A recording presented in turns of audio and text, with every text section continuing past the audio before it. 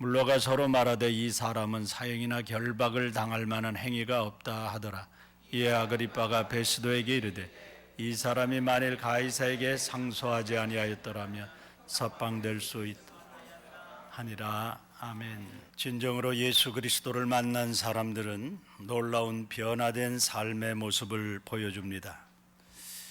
그중 한 사람을 말하라고 한다면 우리가 지금 생각하고 있는 바울이라고 하는 사람이라고 말할 수 있습니다. 부활하신 예수를 만난 바울의 삶은 놀라울 정도로 변화된 삶의 모습을 보여줍니다.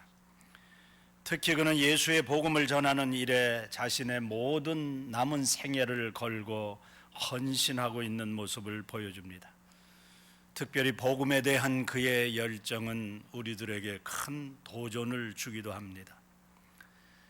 그는 권력의 최상위층에 있는 사람들 앞에서도 위축되지 아니하고 담대하게 복음을 전하는 모습을 우리는 지난 시간에 생각을 했습니다.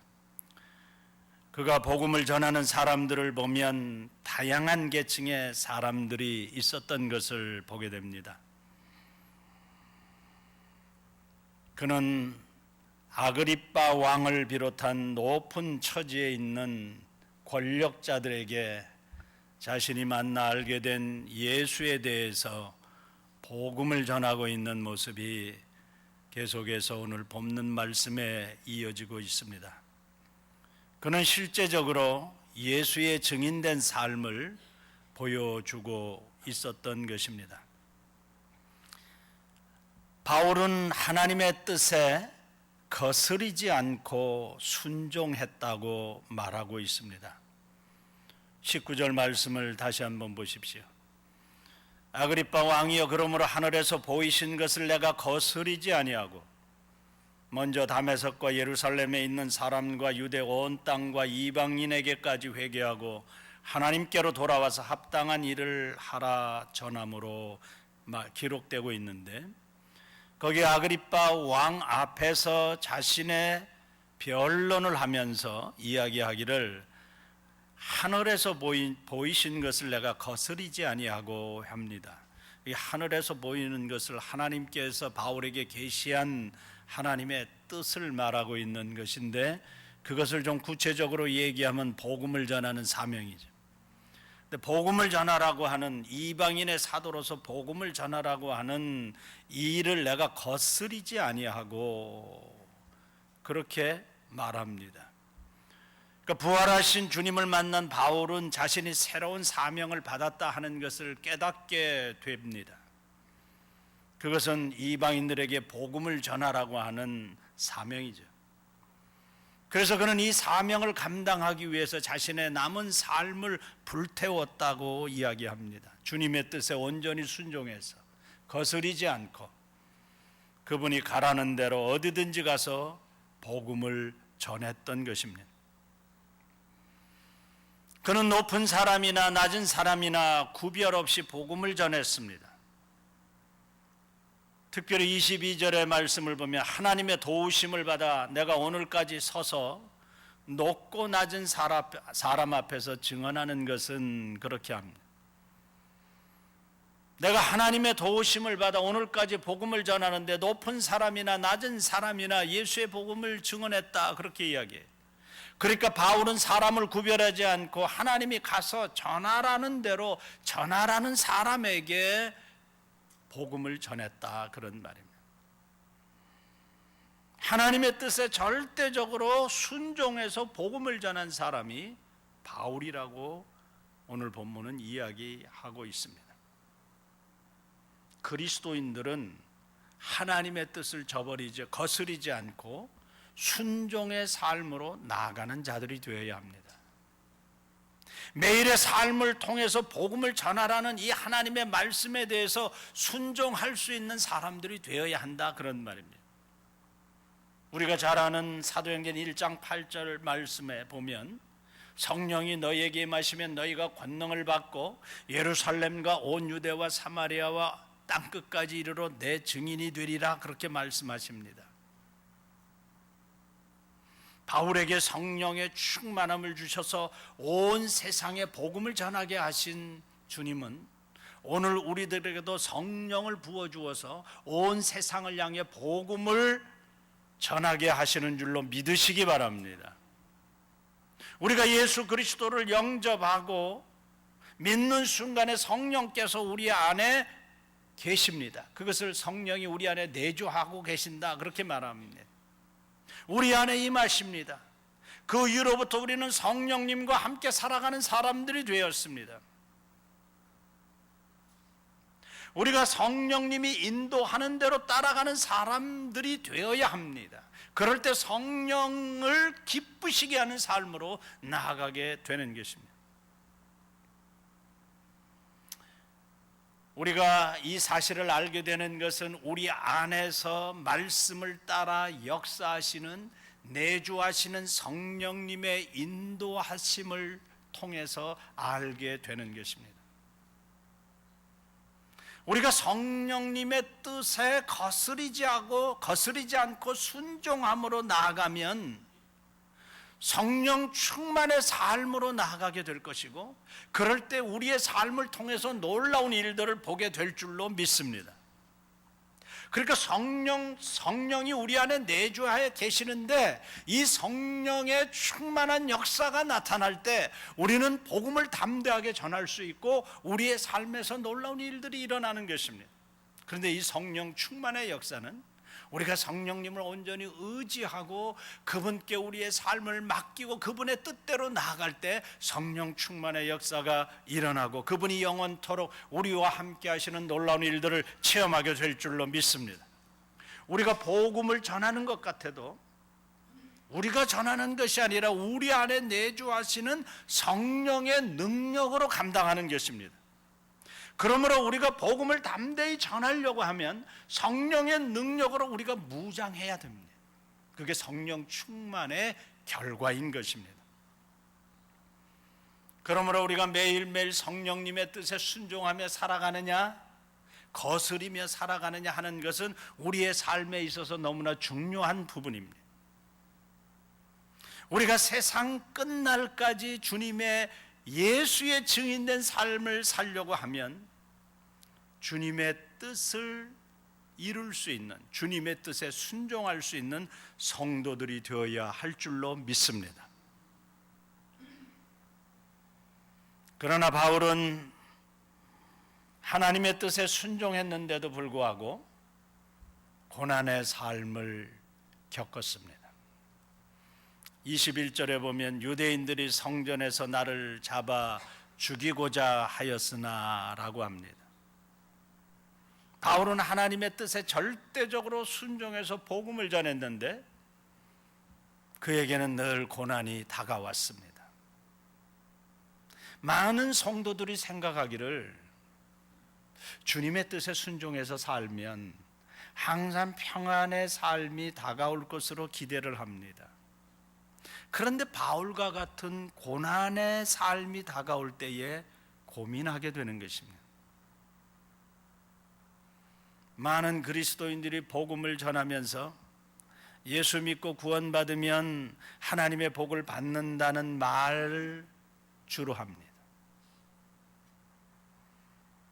그러나 우리가 세상에서 그리스도인답게 살려고 하면 고난의 삶이 다가올 수 있다는 사실에 대해서도 알아야 합니다.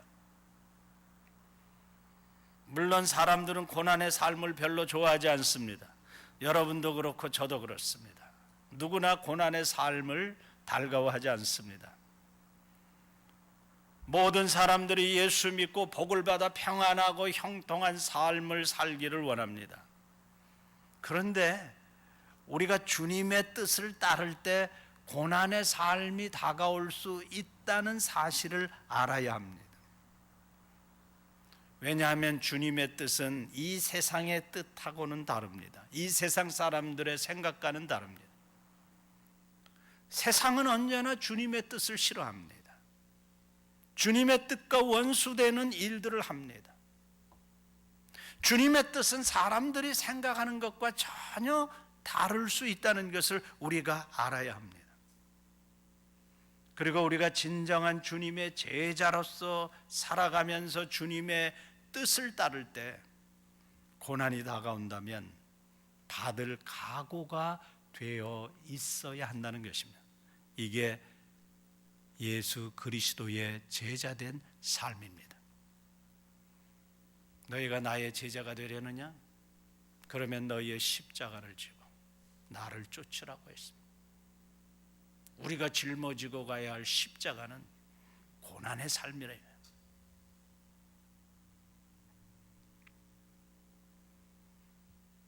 우리는 바울이 복음을 전하면서 많은 고난을 받았던 것을 지금 사도행전을 계속 생각하면서 기억을 합니다. 그런데 그가 받은 고난은 슬픈 고난이 아니라 영광스러운 고난이었다 하는 것을 우리가 꼭 기억해야 합니다. 주님을 위한 고난, 그 고난은 하나님 나라에 들어가서 찬란하게 빛나는 영광스러운 상급으로 이어질 것입니다. 따라서 우리가 이 바울의 모습을 생각하면서 다시 한번 깊이 생각해야 하는 것은 주님의 뜻을 따라 살아갈 때 고난스러운 환경도 다가올 수 있다는 사실을 꼭 기억하라는 것입니다. 우리가 이 사실을 깨달을 때 주님의 뜻을 감당한다면 어떤 고난 앞에서도 낙심하지 않습니다. 실망하지 않습니다. 도망가지 않습니다. 그런데 이 고난이라고 하는 삶을 생각하지 않는다면 어떤 결정적인 순간이 올 때 데마와 같이 세상을 사랑해서 예수 버리고 제 갈 길로 갈 수 있는 사람들도 있을 수 있다는 것입니다. 주님의 제자라고 쫓아갔는데 고난의 삶이 다가오고 결정적인 기회가 오니까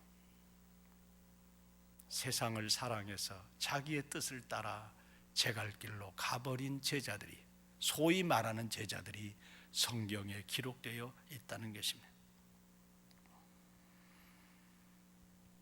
그런데 사실 우리가 복음을 세상 사람들에게 전한다는 것은 우리에게 있어서는 굉장히 영광스러운 일입니다.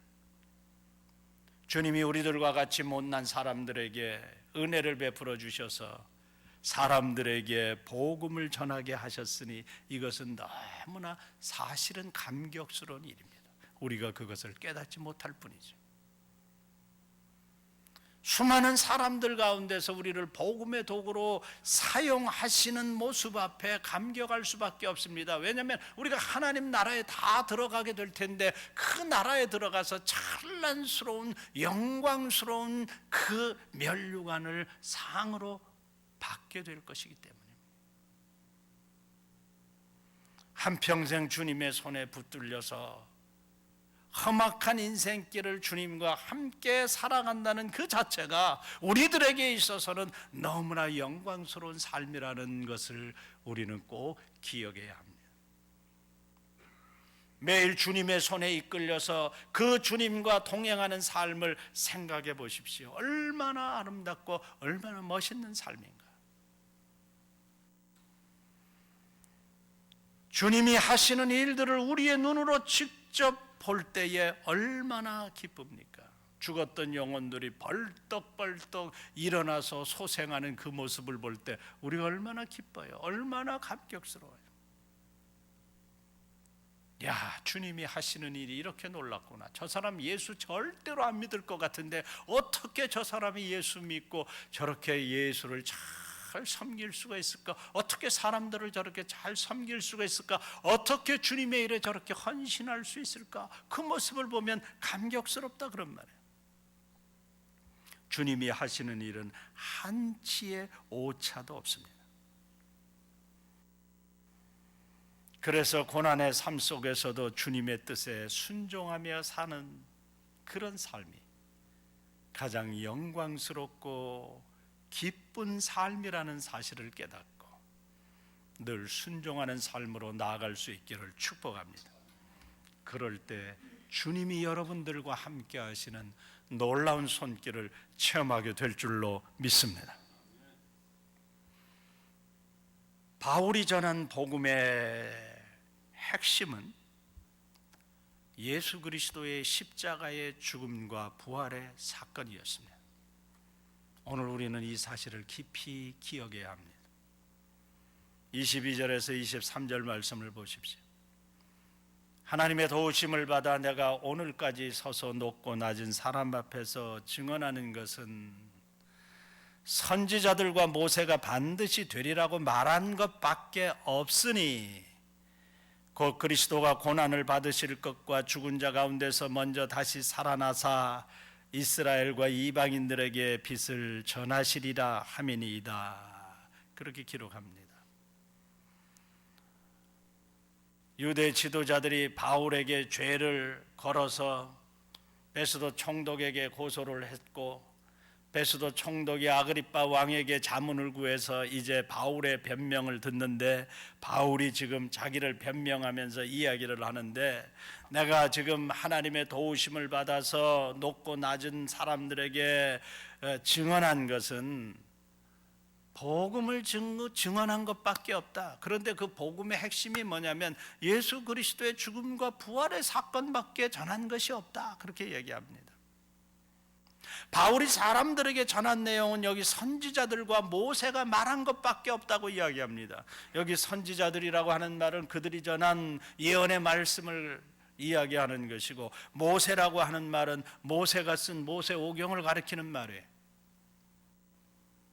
그러니까 선지자들의 예언의 말씀과 모세오경에 기록된 내용의 핵심이 뭐냐면 바로 예수 그리스도의 죽으심과 부활의 사건이다, 그런 말이에요. 그래서 내가 그리스도가 고난받고 십자가에 죽은 것과 그 고난 속에서 죽은 자 가운데서 다시 3일 만에 부활한 이것만 전했다. 그러니까 바울이 늘 사람들에게, 유대인이나 이방 사람들에게 전한 복음의 핵심 내용이 뭐냐면 그리스도의 십자가의 죽음과 부활을 전함으로 말미암아 그 사람들의 마음에 큰 감동을 받게 되었고 그들이 예수를 믿게 되었다고 증언하는 것입니다. 하나님은 그리스도 예수 안에서 우리들에게 유익한 모든 것들을 다 주시는 분이십니다. 예수 그리스도 안에서 다 주시는 거예요. 여기 예수 그리스도 안이라고 하는 말을 우리가 기억해야 합니다. 그러므로 우리가 사람들에게 전해야 할 복음의 핵심이 뭐냐? 예수 그리스도의 죽음과 부활의 사건을 전해야 된다, 그런 말이에요. 사람들은 복음을 전하면서 주로 자신의 간증을 많이 할 때가 있어요. 그것도 꼭 필요해요. 그런데 더 중요한 것은 자신의 간증은 좀 빠져도 돼요. 그런데 빠지지 말아야 될 것이 있는데 그것은 그리스도의 죽음과 부활에 대해서는 항상 전해야 된다, 그런 말이에요. 사람들의 마음에 감동을 주는 사건은 예수 그리스도의 죽음과 부활의 사건을 믿을 때 일어나는 거예요. 예수 그리스도의 부활과 죽음과 부활의 사건을 들을 때 일어나는 거예요. 예수 그리스도의 죽음과 부활의 사건을 통해서 새 생명의 역사가 일어나는 줄로 믿습니다. 사람들에게 생명의 역사를 주는 것은 예수 그리스도의 죽음과 부활의 사건을 믿을 때 일어난다, 그런 말. 그래서 우리가 전하는 복음의 그리스도의 죽음과 부활의 사건이 빠진다면 진정한 주님의 능력을 체험할 수 없어요. 자기 간증, 자기 이야기 실컷 해서 거기에 생명의 역사가 일어나는 것이 아니다, 그런 말이에요. 그건 하나의 부수적인 도구로 조금 사용될 뿐이지 메인이 빠지면 안 된다, 그런 말이에요. 모든 사람들은 그리스도의 죽음과 부활의 사건을 믿음으로 말미암아 새로운 삶이 시작되는 것입니다. 사람들이 새 생명을 얻고 구원의 기쁨과 감격을 누리게 하시는 분은 오직 예수 그리스도밖에 없는 줄로 믿으시기 바랍니다. 세상 사람 그 누구도 예수 그리스도를 믿지 못하면 구원의 생명과 기쁨을 누릴 수가 없는 것입니다. 그러므로 우리가 전하는 복음에서 가장 중요한 것은 우리를 위해, 아니 나를 위해, 여러분 자신을 위해 죽으시고 부활하셨다는 이 사실을 전하는 것이고, 이 진리를 믿는 사람들에게 새 생명의 역사가 일어나는 줄로 믿습니다. 그래서 여러분 주위에 그 사람들에게 복음을 전할 때에 이 사실을 분명히 알고 전해야 되는 것입니다. 어떤 사람들은 복음을 전할 때에 예수를 믿으면 세상에서 잘되고 병도 낫고 성공한다는 것만 강조해서 말하는 사람들도 있습니다. 물론 그럴 수도 있죠.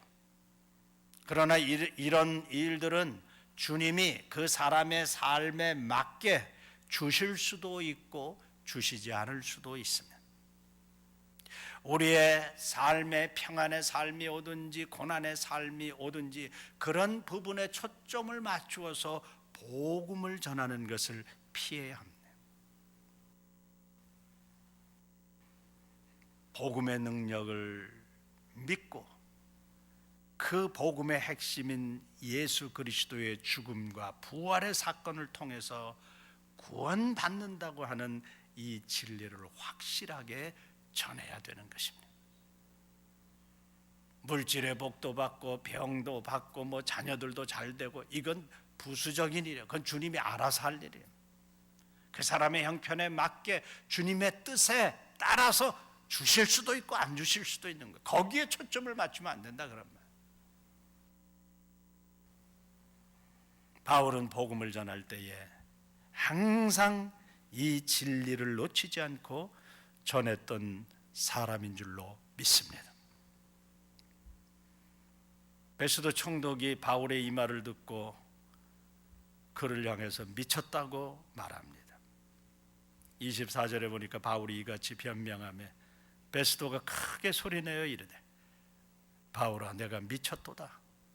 내 많은 학문이 너를 미치게 한다. 그렇게 이야기를 하니까 바울은 그 말에 위축되지 아니하고 더욱 적극적으로 복음을 전합니다. 그게 25절에서 쭉 나오는 말씀이에요. 바울이 말하되 베스도가 악하여 내가 미친 것이 아니라 참되고 온전한 말을 하나이다. 왕께서는 이 일을 아시기로 내가 왕께 담대히 말하노니 이 일에 하나라도 아시지 못함이 없는 줄 믿나이다. 일은 한쪽 구석에서 행한 것이 아니니이다. 바울은 자신이 감옥에 갇혀 결박된 것도 개의치 않고 그리스도인이 된 것을 자랑하며 복음을 적극적으로 더 전했던 모습을 우리에게 보여주고 있습니다. 그러면서 오늘 내 말을 듣는 모든 사람도 다 이렇게 내가 감옥에 결박된 것 외에는 나와 같이 되기를 하나님께 원하나이다. 그렇게 자기의 소원을 피려가고 있어요. 그러니까 지금 바울이 복음을 전해서 복음을 듣는 모든 사람들이 다 이 복음 예수를 믿고 구원받기를 원한다.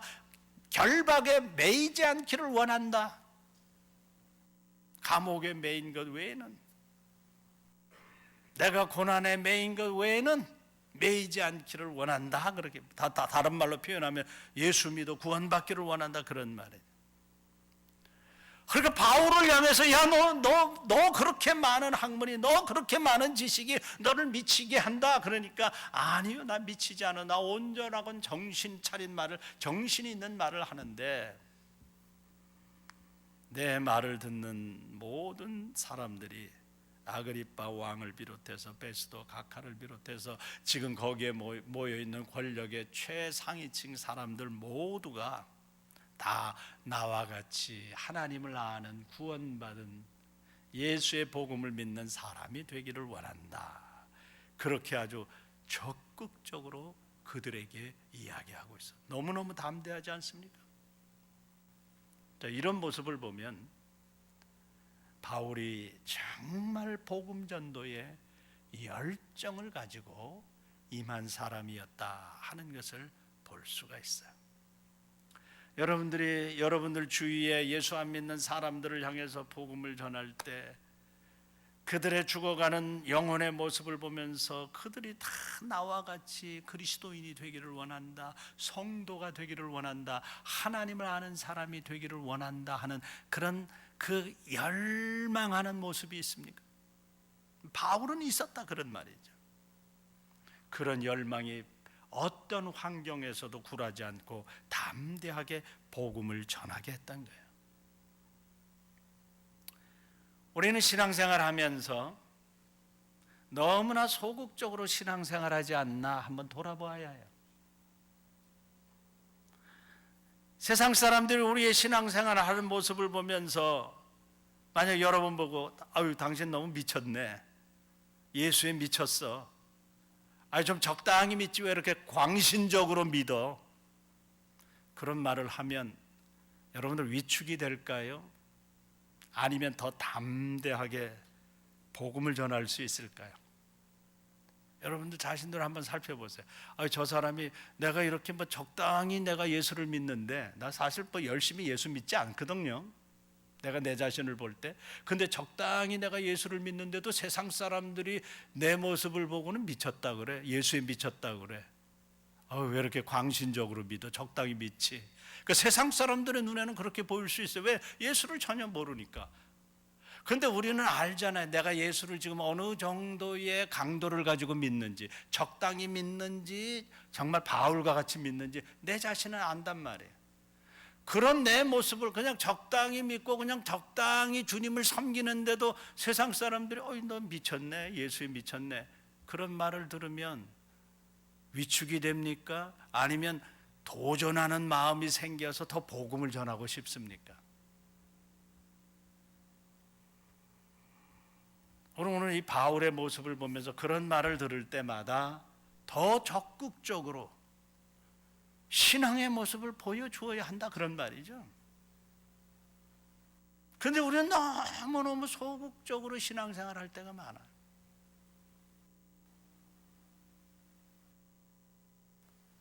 겨우 주일날 한 번 와서 예배 보는 게 다 신앙생활 한 것처럼 생각해.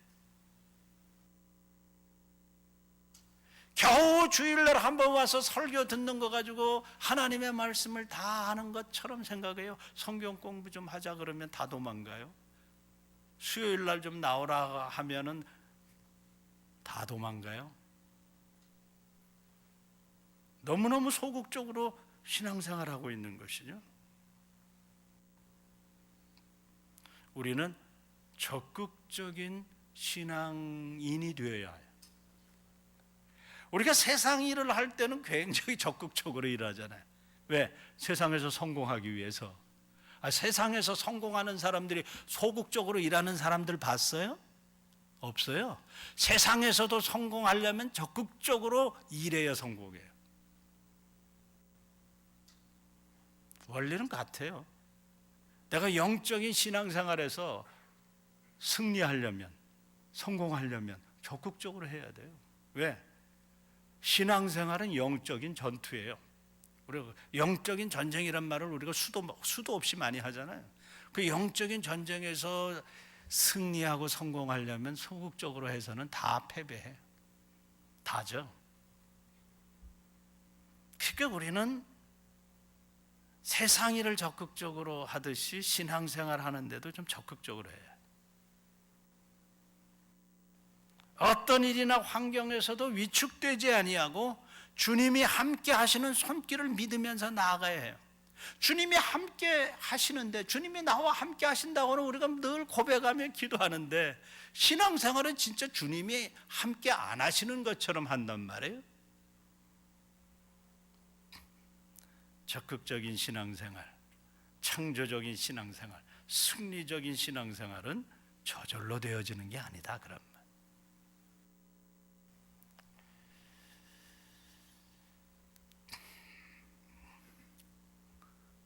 우리가 매일 성령에 충만할 때 주님이 늘 나와 함께 하심을 체험하며 살게 된다 그런 말.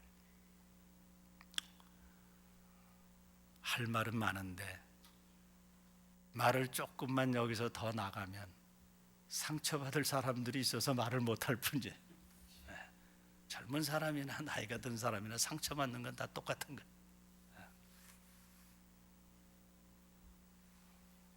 그래서 우리는 늘 성령으로 충만하기를 힘써야 되는 거예요.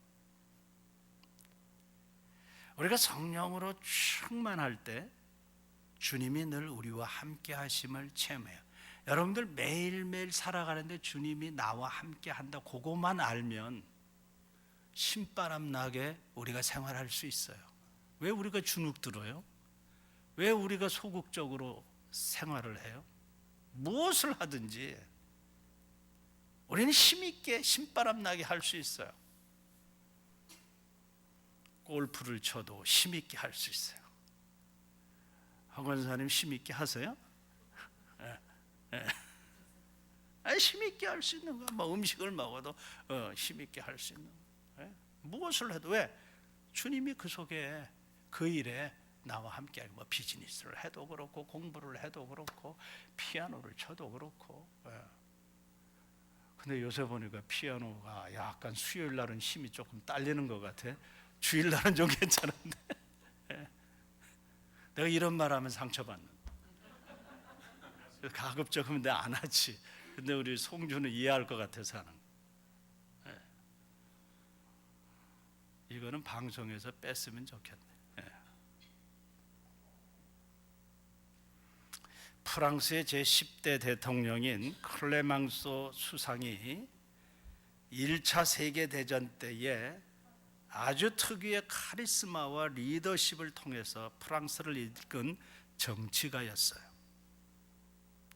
그런데 이 독일과의 전선을 자주 시찰했다고 해요.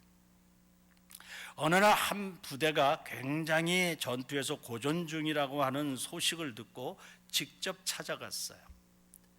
포탄이 막 떨어지는 최전선에 가까워지자 그는 차에서 내려요. 그리고 전투가 벌어지는 부대까지 직접 걸어서 갑니다. 이런 위험한 최전선까지 찾아와서 병사들을 격려하는 수상의 모습을 보면서 병사들은 사기가 다시 충만하게 충전이 되었고 더 힘을 내어서 그 전투에 임하기를 시작해서 그 전쟁을 승리로 이끕니다. 그때 그 클레만소 수상을 발견한 그 적군들은 그 수상을 향해서 집중적으로 포격을 붓습니다. 집중적으로 포화를 퍼붓는 상황 속에서도 안전한 곳으로 대피하지 않고 계속해서 그곳에 남아서 병사들의 사기를 돋아주었다는 것이죠. 그 병사들은 포탄이 떨어지는 그 와중 속에 수상이 자기들과 함께 있었다고 하는 그것 하나만으로도 사기가 충전해서 다 져가는 그 전쟁을 승리로 이끌었다는 거예요.